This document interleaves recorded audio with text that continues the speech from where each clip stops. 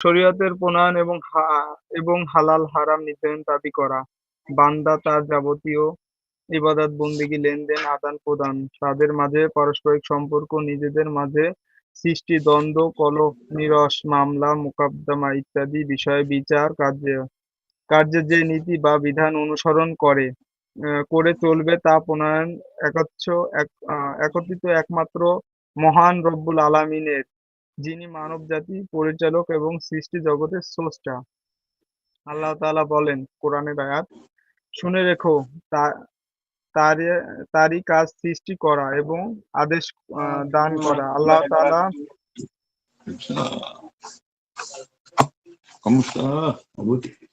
আল্লাহ তাআলা বরকতময়, যিনি বিশ্বজগতের প্রতিপালক। সূরা আরাফ ৭ কেবলমাত্র আল্লাহ তাআলা তার বান্দা ৫৪ না, সূরা আরাফ আয়াত ৫৪।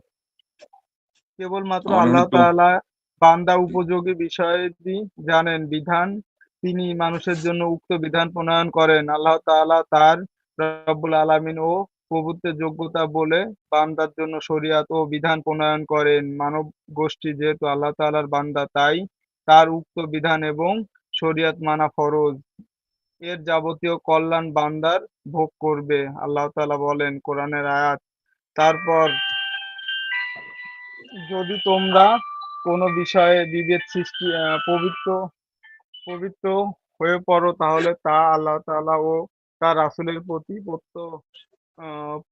প্রত্যর্পণ করো, যদি তোমরা আল্লাহ ও কিয়ামত দিবসের উপর বিশ্বাস করে থাকো। আর এটাই কল্যাণকর এবং পরিণতির দিকে দিয়ে উত্তম। সূরা আন-নিসা ৫৯। আর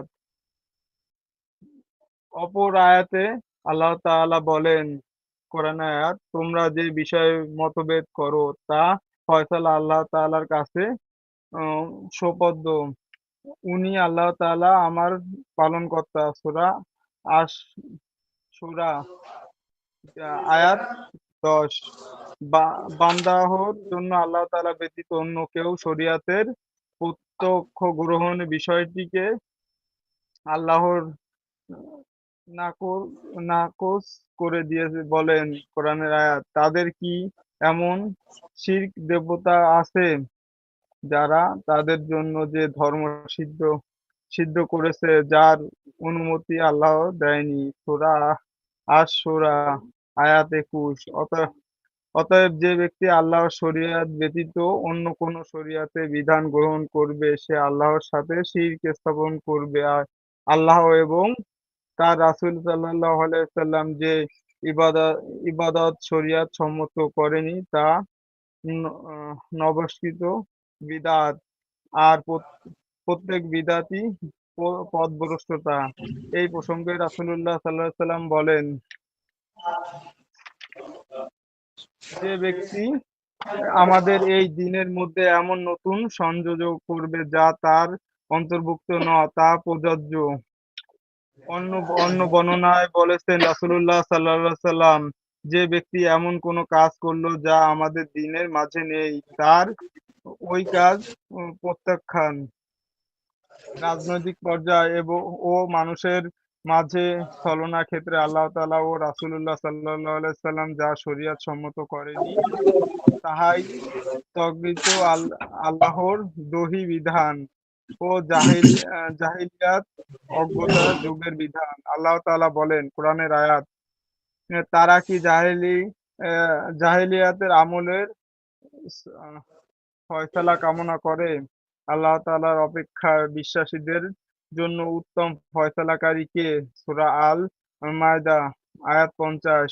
অনুরূপ হালাল হারাম করাও একমাত্র মালিক হলেন মহান রব্বুল আলামিন। এক্ষেত্রে আল্লাহর সাথে শরীক হওয়া কারো জন্য বৈধ নয়। আল্লাহ তাআলা বলেন কোরআনের আয়াত, যে সমস্ত জন্তু উপর আল্লাহর নাম উচ্চারিত হয় না,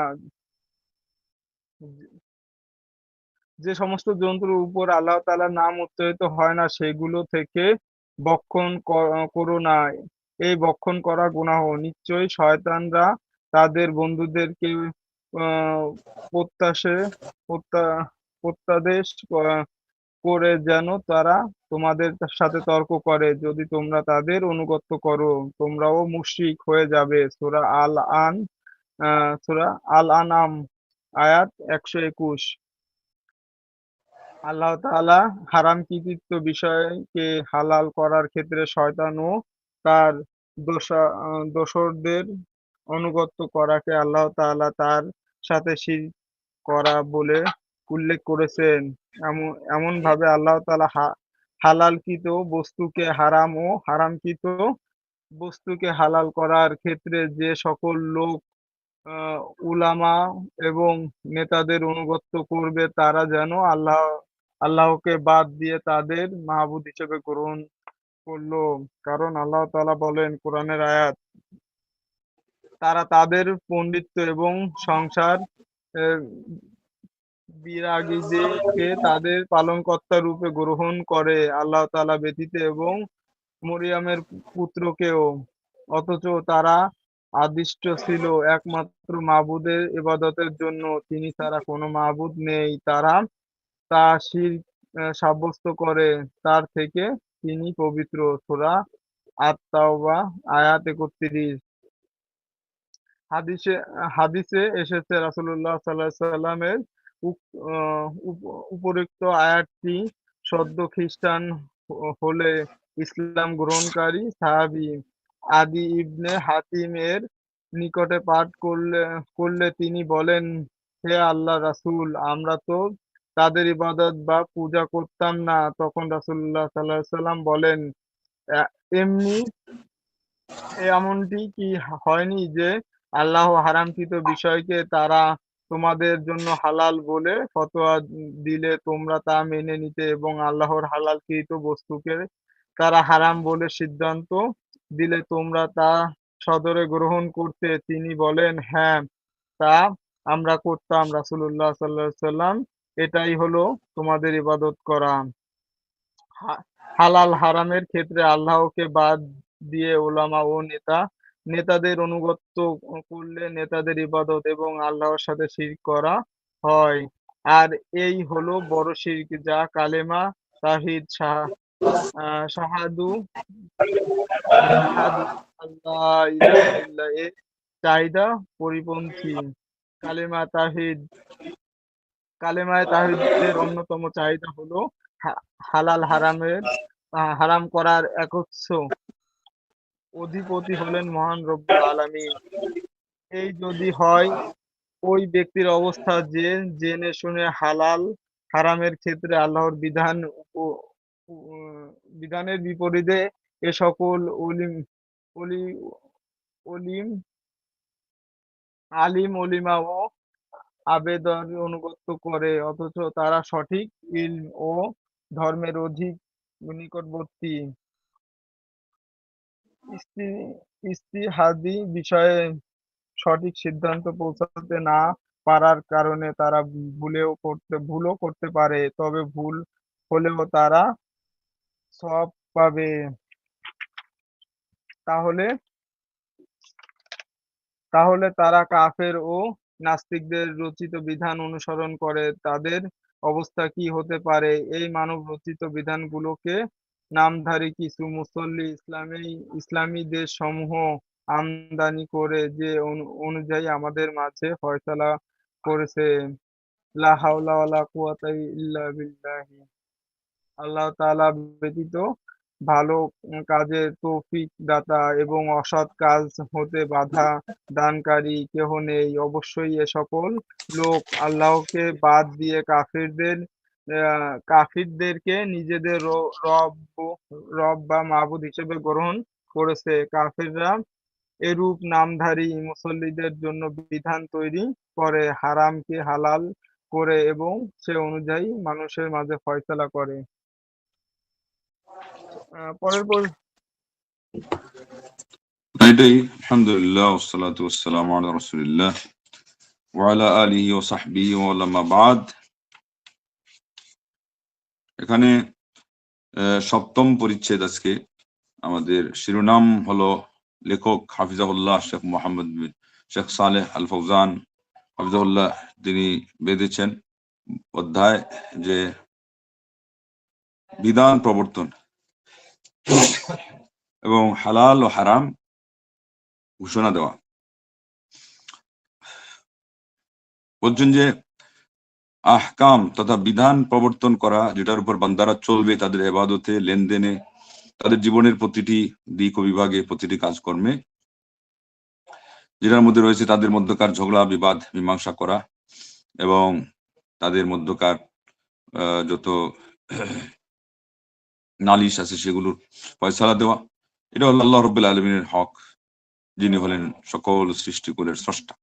এর জন্য তিনি ঘোষণা দিয়েছেন সূরা আরাফের 54 নম্বর আয়াতে এই কথা বলে যে আলা লাহুল খালকু ওয়াল আমর। তোমরা সবাই মনোযোগ দিয়ে শোনো যে সৃষ্টি এবং নির্দেশ উভয়টাই তার। তাবারাকাল্লাহু রাব্বুল আলামিন, তিনি বরকতপূর্ণ, তিনি জগৎ সমূহের প্রতিপালক। তিনি জানেন কোন জায়গায় বান্দাদের সুবিধা, সেইভাবে তিনি আইন প্রবর্তন করবেন, বিধান রচনা করবেন।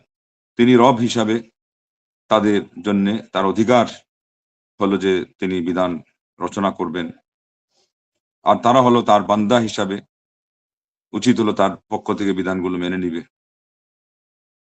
এবং এখানে উপকারিতা যেটা, এটা তাদের উপরেই বর্তাবে, আল্লাহর এখানে কোনো উপকারিতা নেই, তার এগুলোর কোনো প্রয়োজন নেই। সূরা নিসার 59 নম্বর আয়াতে এই কথাই সুস্পষ্টভাবে তিনি বলেছেন যে তোমাদের মধ্যে কোনো বিষয়ে বিবাদ লাগলে তোমরা আল্লাহ রাসূলের দিকে প্রত্যাবর্তন করো, যদি তোমরা আল্লাহ এবং পরকালে বিশ্বাসী হও। এটাই হলো তোমাদের জন্য উত্তম এবং ব্যাখ্যার জন্য সুন্দর, অতি সুন্দর। সূরা সূরার 10 নম্বর আয়াতে বলছেন যে ওমাখতালাফতুম ফীহি মিন শাইইন ফাহুকমুহু ইলাল্লাহ, তোমরা যে বিষয়ে মতানৈক্য করো না কেন তার মূল ফয়সালা আল্লাহর প্রতি। এটাই হলো তোমাদের এটাই হলো তোমাদের যে এটাই আমি হলাম তোমাদের রব, যালিকুমুল্লাহু রাব্বুকুম। এগুলো আরবি ভাষাতে যালিকুম আসছে, আবার শেষে রব্বি যখন বলছেন তাইলে এটাই হলো তোমাদের রব, আমি আল্লাহ। তার শেষ অনুবাদটা এইভাবে আর কি খোলাসা।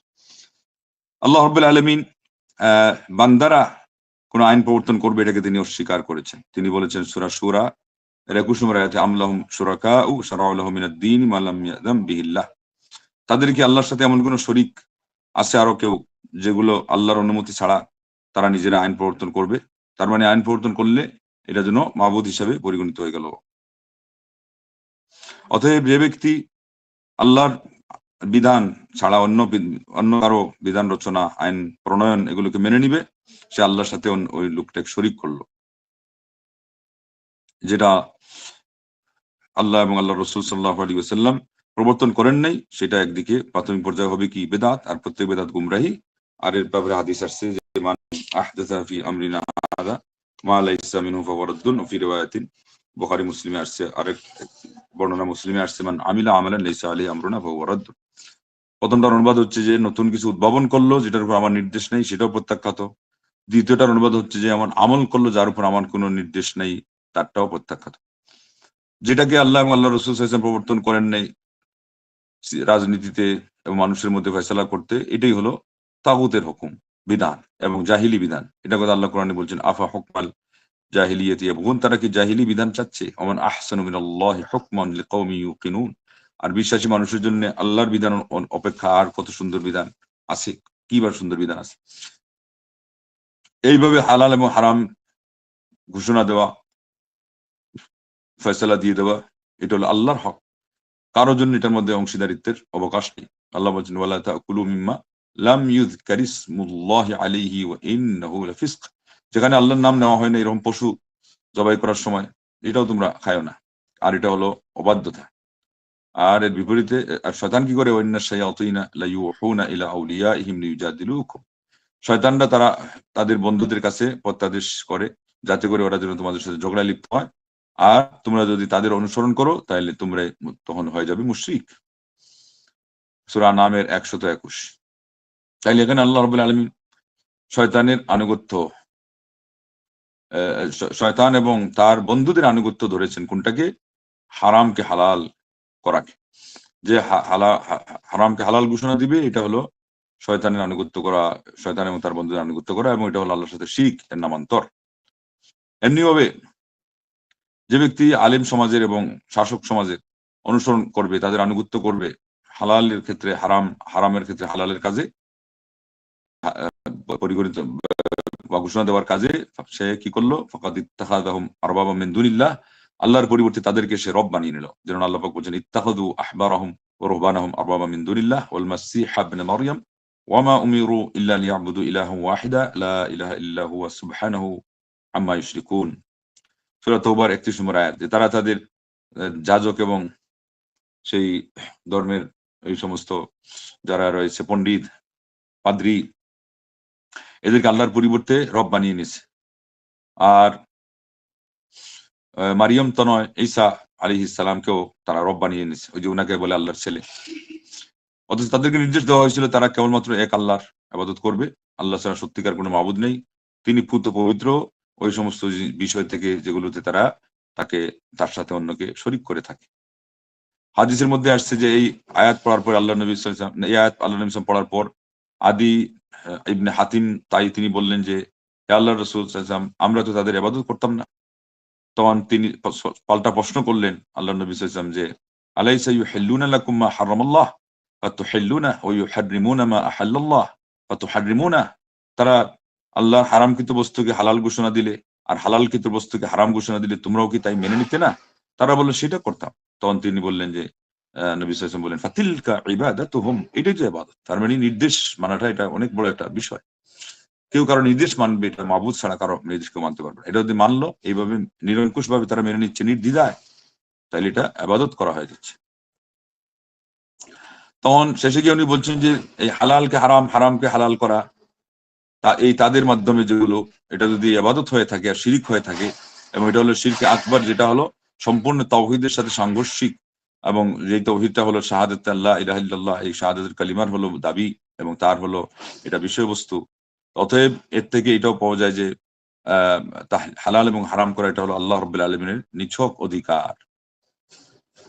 তো এটা যদি আলিম ওলামাদের এবং আবেদ বান্দা, আল্লাহর বিশেষ সাধক বান্দাদের ক্ষেত্রে তাদের পক্ষ থেকে হালালকে হারাম, হারামকে হালাল করার ক্ষেত্রে যদি এটা হয়, যেটা শরীয়তের একটু বিপরীত হওয়ার, শরীয়তের বিপরীত হয়ে যাওয়ার কারণে এই পর্যন্ত জঘন্য ধরা হয়। আর ওই আলেম হাজির মুখালাফা, যে লোক এটা করতেছে জেনে বুঝে করে থাকে, তারপরেও তো এটাও জানা কথা যে এরা হলো ইলমের এবং দিনের কাছে, আলিমরা তো ইলম নিয়েই সাধনা করে। আর এখানে যাদের কথা বলা হচ্ছে ওব্বাদদের, আবেদ, যেহেতু তাদের ওরা হলো যাজক এবং পাদ্রী, এগুলো সব তো হয় আলিম, না হলে কি আবেদ।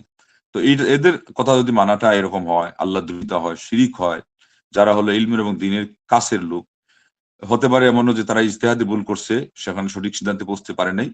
তো এমত অবস্থায় তারা একটা সওয়াবেরও হকদার হবে হাদিস দ্বারা প্রমাণিত। যদি তাদের এই আচরণটা মেনে নেওয়াতে এত অন্যায় হয় যে শিরিক হয়ে যায় এবং তাদেরকে রব বলে পরিগণিত করা হয়, বিবেচিত হয়, তাহলে পরে যারা মানব রচিত বিধান, এটাকে তারা একেবারে নিরঙ্কুশ ভাবে মেনে নেয়, একেবারে নির্দ্বিধায় মাথা পেতে মেনে নেয়, যেটা হলো কাফিররা এবং আল্লাহ দ্রোহীরা রচনা করেছে, তাহলে এটা কতটুকু মারাত্মক পর্যায়ের হবে। যেটাকে মুসলিম রাষ্ট্রগুলোর কাছে মুসলিম রাষ্ট্রগুলোর মধ্যে হায়ার করে নিয়ে আসা হয়েছে এবং এগুলো তাদের মধ্যে বাস্তবায়ন করা হয়। অতএব আমাদের আল্লাহ ছাড়া কোনো উপায়ান্তর নেই, কোনো শক্তি আমাদের নেই। ইন্না হাযা কাদ ইত্তাখাযাল কুফফার আরবাবা মিন দুনিল্লাহ।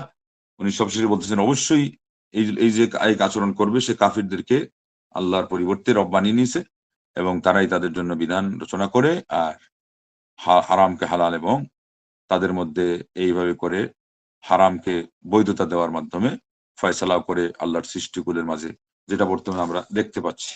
অতএব এটার ভয়াবহতার কথা উনি বললেন। আর এখানেই ওই কথাটা প্রকাশ আরো সুস্পষ্ট হয়ে গেল যে গত ক্লাসে শেষে বলা হয়েছিল যে দুই একটা, এটাকে বলে বিচ্ছিন্ন ঘটনা। বিচ্ছিন্ন ঘটনা এটা ওই যে ভুলের মধ্যে হয়ে যায়, থেকে যায়, এটা অনেক সময় এটাকে ক্ষমা সুন্দর দৃষ্টিতে দেখা যায়। সাহাবাদের মুখ থেকে যেমন এসে গেছিল, এটা ওই হিসাবে ধরা হয়েছে। আর বিপরীতে যেটাকে নিয়ম বানিয়ে আমরা আইন প্রণয়ন করে ব্রিটিশ শাসনকে আমাদের দেশে আমরা চাপিয়ে দিলাম, এটা যদি সবাই মেনেই নেয়, তাহলে এটা হলো ভিন্ন। এটার জন্য আলেমগণ এখানে পার্থক্য করছে যে বিচ্ছিন্ন কোনো ঘটনায় আল্লাহর ফয়সালার বাহিরের কোনো ফয়সালা করে নেওয়া, মেনে নেওয়া একটা জিনিস, আর একেবারে পুরা মানব রচিত বিধান, যেটা আল্লাহ রাব্বুল আলামিনের কোরআন এবং হাদিসের মাধ্যমে যে আমাদের জন্য যেই রাষ্ট্র পরিচালনা করার সহ সারা দুনিয়ার জীবনের প্রতিটি দিক ও বিভাগ আমরা কিভাবে পরিচালনা করব এগুলোর একটা পরিপূর্ণ জীবন ব্যবস্থা দেওয়া হয়েছে। এইটার মধ্যে এসে এই একটা মানব রচিত বিধান চাপিয়ে দেওয়া, সেটা হলো ভিন্ন, এটা সম্পূর্ণ আলাদা। এটাকে বলা হয় মানব রচিত বিধান। এটাকে আল্লাহ রাব্বুল আলামিনের বিধান এর পরিবর্তে ঘোষণা না দিলেও কি করা, এটাকে যেন উত্তম হিসাবে মেনে নেওয়া। এই জন্য এটার বিধান আলেমগণ বলছেন এটা জঘন্য। যে কোনো দেশেই যখনই রাষ্ট্রনায়কদের প্রতাপ প্রতিপত্তির কারণে হোক এবং তাদের জুলুম শোষণের কারণে হোক, লোকজন চুপ থাকছে আর এরা এই আইনগুলো প্রবর্তন করে পার্লামেন্টে ঢুকাইছে, সেই পুরা রাষ্ট্রের অবস্থা কি হয়ে গেছে, খারাপ হয়ে গেছে, দিন দিন খারাপ হতে গেছে। এটার উন্নতির দিকে অগ্রসর হতে পারে নাই। যেমন আমাদের এখানে হচ্ছে এটা, আরেক জায়গায় হচ্ছে ফ্রান্সি শাসন, আরেক জায়গায় অন্যান্যদের শাসন। এগুলো বিভিন্ন মুসলিম রাষ্ট্রের মধ্যে তারা চাপিয়ে দিয়ে আমাদেরকে এইভাবে করতলগত করার এবং মুসলিম দেশগুলোকে করায়ত্ত করার তারা পায়তারা চালিয়েছিল।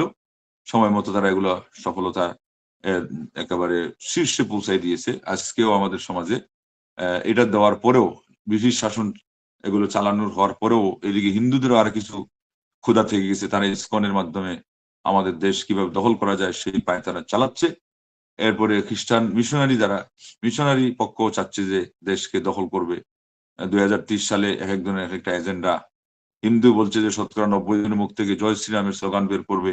খ্রিস্টানরা বলতেছে চিটাগাং পার্বত্য চট্টগ্রাম এলাকায় 30 লক্ষ খ্রিস্টানে তারা মানুষকে, মুসলমানকে তারা রূপান্তরিত করবে, মানে ধর্মান্তরিত করার মাধ্যমে।